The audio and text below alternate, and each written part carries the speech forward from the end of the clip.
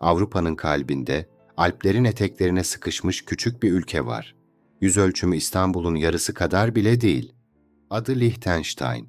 Nüfusu bir kasabayı zar zor dolduruyor. Böyle bir yerden dünya çapında bir sanayi devi çıkabilir mi? Bugün her şantiyede, her gökdelen inşaatında, her tünelde tanıdık bir renk görürsünüz. Kırmızı. O kırmızı çantaların üzerinde 5 harf yazar. HILTI. Bu, iki kardeşin bir garajda başlattığı, savaşın gölgesinde doğan, iflasın eşiğinden dönen ve sonunda inşaat dünyasının dilini değiştiren bir markanın hikayesi. Bu, Hilti'nin hikayesi. Yıl 1941, Dünya İkinci Büyük Savaşı'nın ortasında. Liechtenstein'ın Şaan kasabasında iki kardeş bir karar alıyor. Martin ve Eugen Hilti. Abi. Eugen 30 yaşında, örgütlenme ve iş kurma konusunda yetenekli. Küçük kardeş Martin ise henüz 26 yaşında bir mühendis. Almanya'daki Wismar Mühendislik Okulu'nda makine mühendisliği ve otomotiv tasarımı okumuş. Elleri yağla tanışık, aklı çözümlerle dolu. İki kardeş, ailelerinin garajında küçük bir makine atölyesi kuruyor, adı Maschinenbau Hilti OHG. Başlangıçta hedefleri basit, sipariş üzerine metal parça üretmek, makine imal etmek. Ama 1941 yılında, savaşın ortasında Avrupa'da makine üretmenin tek bir anlamı vardı. Sanayi çarkı savaşa dönüktü. Genç atölye, Almanya'nın sanayisine parça üretmeye başlıyor, motor bileşenleri, hassas parçalar. Bu, Hilti tarihinin gölgeli sayfalarından biri. Şirketin kurucusu Martin Hilti, savaş yıllarında Almanya'ya yakın duran biriydi ve bu dönem yıllar sonra bile şirketin geçmişinde tartışılan bir konu olarak kaldı. Hilti'nin kendisi de yaşamının sonunda geçmişine dair açık ifadeler kullandı. Tarih, başarı hikayelerinin de gölgeleri olduğunu bize hatırlatır. Savaş bitti ve savaşla birlikte Hilti'nin siparişleri de bitti. 1945 sonrası genç şirket için felaket yıllarıydı. Almanya'nın sanayisi çökmüştü. Siparişler durmuştu. Satışlar dibe vurdu. Hilti, kuruluşundan sadece birkaç yıl sonra iflasın eşiğine gelmişti. Martin Hilti pes etmedi. Ayakta kalmak için ne bulursa yaptı.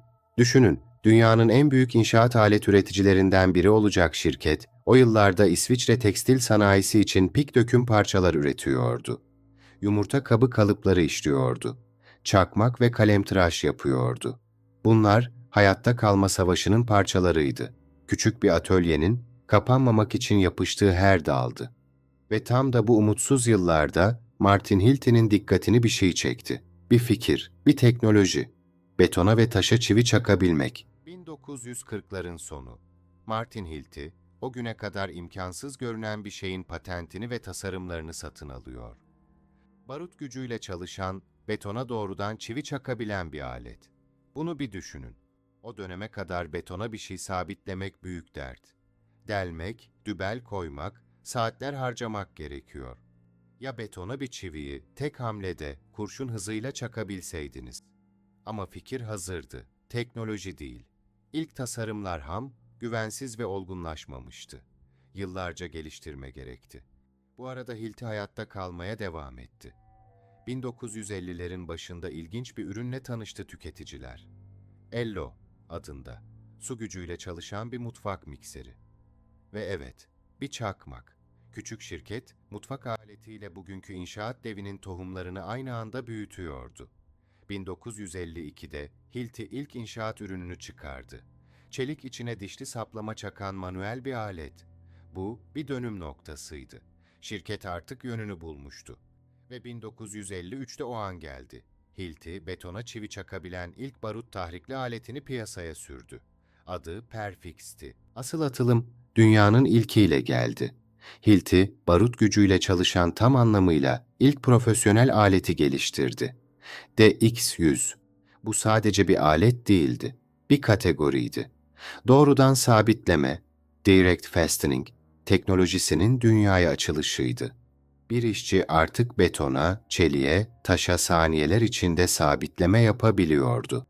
Ve tam bu noktada Hilti, hikayesinin en akıllıca kararını verdi.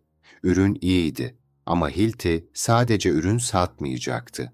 Şirket kendi satış ekiplerini kurmaya başladı. Aracıları, dağıtımcıları atladı. Doğrudan müşteriyle, yani şantiyedeki ustayla konuştu. Ustanın ne istediğini, neyle boğuştuğunu birinci ağızdan dinledi. Bu, bugün bile Hilti'yi rakiplerinden ayıran şey. Şirketin çalışanlarının 2/3'ünden fazlası doğrudan müşteriyle çalışır. Alet satmazlar, problem çözerler. 1950'lerin sonunda Hilti çoktan sınırları aşmıştı. İtalya, Belçika, Almanya, Fransa, Avustralya, Kanada, ABD'de küçük Liechtenstein atölyesi bir ihracat makinesine dönüşüyordu. 1964'te Hilti, matkap dünyasına adım attı. Başlangıçta Basel'deki Koçer firmasının ürettiği hem delme hem keskileme yapabilen bir matkabı Torna 765 adıyla pazarladı. Müşteri geri bildirimleri geldikçe Hilti kendi geliştirmesini başlattı. Projenin adı Torna Entwicklung T, kısaca TE. Bu iki harf o günden sonra Hilti'nin tüm elektropneumatik aletlerinin standart adı oldu. Bugün bir ustaya TE deyin, ne demek istediğinizi bilir. 1967'de gelen TE-17 tam elektropneumatik bir kırıcı delici matkaptı. Güvenlik kavramasına sahipti. Ve işte tam o an bir efsane doğdu. TE-17 müşterilere Hilti'nin o meşhur kırmızı alet kutusunda gönderildi. O kırmızı artık sadece bir renk değildi. Bir söz, bir garanti, bir kimlik. Bugün dünyanın herhangi bir şantiyesinde o kırmızıyı gördüğünüzde ne anlama geldiğini bilirsiniz. Dayanıklılık, profesyonellik, güven. 1964'te AB Ügen Hilti 53 yaşında hayatını kaybetti. Şirketin büyük organizatörüydü, şahandaki gelişimin mimarıydı.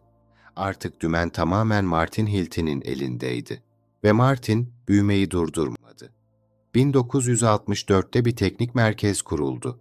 Araştırma ve geliştirme artık Hilti'nin kalbindeydi. 1971'e gelindiğinde şirketin küresel cirosu 376 milyon İsviçre frangına ulaşmıştı. 45 ülkede faaliyet gösteriyordu. 1974'te ankraj cıvataları geldi. 1977'de ilk kimyasal ankraj ürün hattı. Hilti artık sadece çivi çakmıyordu. Koca yapıları birbirine bağlıyordu. Üretim tesisleri dünyaya yayıldı. Almanya, İngiltere ve 1979'da ABD'nin Tulsa şehrinde ankraj üretim tesisi. 1980'lerde Hilti bir aile şirketinden kurumsal bir yapıya evrildi ama ruhunu kaybetmeden. Martin Hilti'nin oğlu Michael Hilti şirkete katıldı, pazarlama ve satışı devraldı. 1986'da Strateji 2000 duyuruldu. Liderlik fark yaratır mottosu şirket kültürünün merkezine oturdu. Ama en dikkat çekici karar ailenin kendisinden geldi. Martin Hilti'nin tüm doğrudan mirasçıları miras haklarından feragat etti. Neden? Şirketin uzun vadeli güvenliğini garanti altına almak için. Tüm hisseler Martin Hilti Aile Vakfı'na, Martin Hilti Family Trust'a devredildi. Bu, Hilti'nin bugün bile en özel yanlarından biri. Şirket halka açık değil. Kısa vadeli kar baskısı yok. Aile, çeyrek yıllık rakamlar için değil, 10 yıllar sonrası için plan yapabiliyor. 1990'da Michael Hilti günlük operasyonların başına geçti. 1994'te ilk kez bir aile dışı isim, Pius Bashera, şirketin dümenine geçti. Ve 1997'de 82 yaşında kurucu Martin Hilti hayata veda etti.